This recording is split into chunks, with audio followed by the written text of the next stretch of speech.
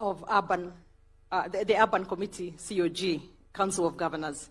So it is my privilege to stand before you today at this defining gathering, the second Kenya Urban Forum, a gathering that brings together the minds, the voices, and the willpower to redefine the future of our cities, but as the heartbeat of our democracy, the backbone of our economy, and the soul of our shared future. Today, we choose to drive, we choose to lead, and we choose to build.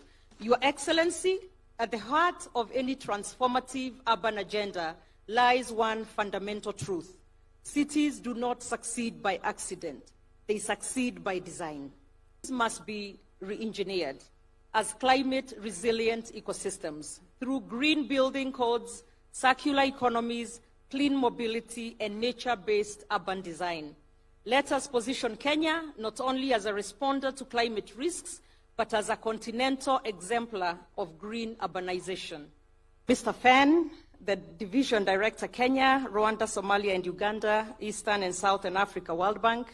I know we also have the UN Habitat, any colleague governors present, cabinet secretaries, principal secretaries, including Principal Secretary Hinga, State Department of Housing, Development partners present, all the invited guests, Your Excellencies, distinguished ladies and gentlemen, good morning.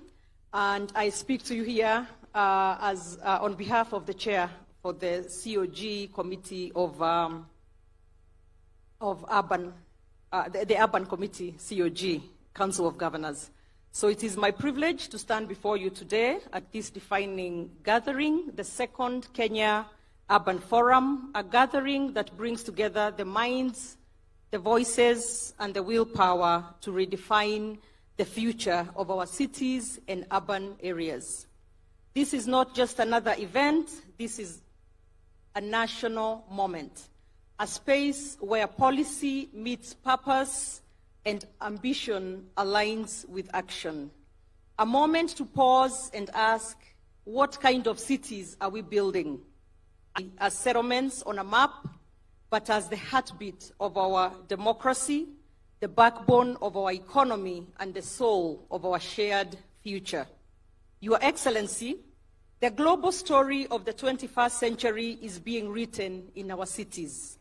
And in Kenya, that story is unfolding with urgency.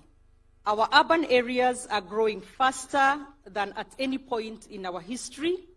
They are magnets for our youth, for business, and for hope.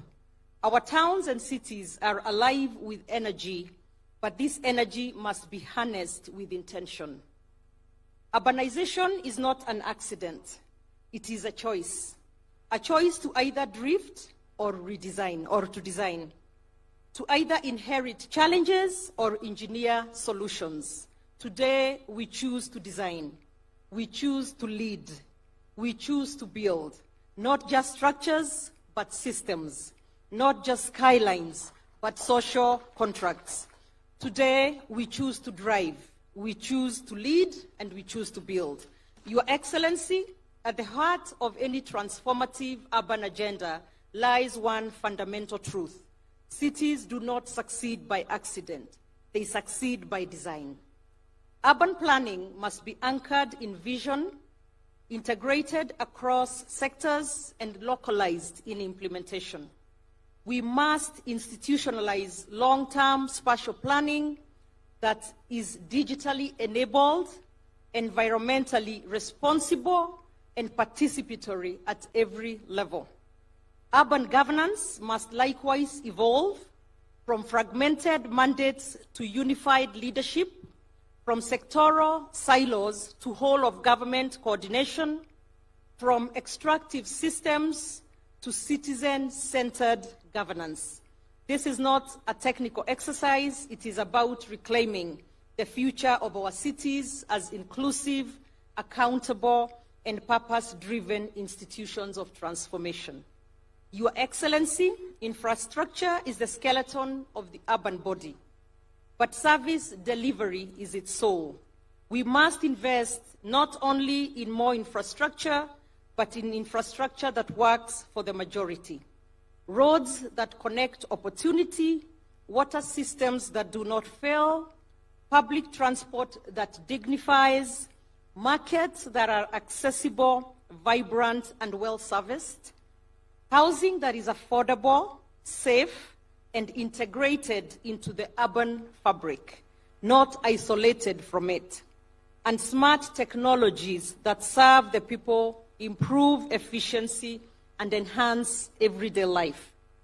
Let us radically reimagine how services are financed, managed, and scaled. Let us embed performance, resilience, and responsiveness at the center of service ecosystems. Kenya's devolution framework offers the perfect vehicle. The urban grant system must become a results-driven, equity-focused instrument of development. A nation is only as strong as its weakest service. Let us make our cities bastions of reliability. Your Excellency, climate resilience is no longer an option. It is an existential necessity. Our cities are where floods strike first, where heat hits hardest, where droughts deepen inequality, but within crisis lies the seed of innovation. Cities must be re-engineered as climate-resilient ecosystems through green building codes, circular economies, clean mobility, and nature-based urban design. Let us position Kenya not only as a responder to climate risks, but as a continental exemplar of green urbanization, where every infrastructure project, every investment decision, and every policy reform is judged by its contribution to resilience. Your Excellency, no country in the 21st century will thrive without a competitive, productive, and inclusive urban economies. Kenya's economic future is urban, full stop. Cities are where ideas become industries, where technology meets talent, where women and youth hustle not for survival, but for success. Our cities must evolve for consumption centers to value creation hubs. They must attract capital, nurture innovation, unlock urban land for investment, and foster industries that generate jobs at scale, especially for youth and women. The informal sector, long marginalized, must now be recognized as a foundation of our national economy. Our policies must enable rather than penalize. Our financial systems must extend credit, not exclusion. Let us invest in knowledge cities, logistic hubs, digital corridors, cities that produce, cities that export, cities that lift. Your Excellency, we must also face an urban frontier displacement. Whether driven by climate, conflict, or economic distress, cities are increasingly becoming sanctuaries for the displaced. And yet, far too often, urban systems respond with neglect or hostility.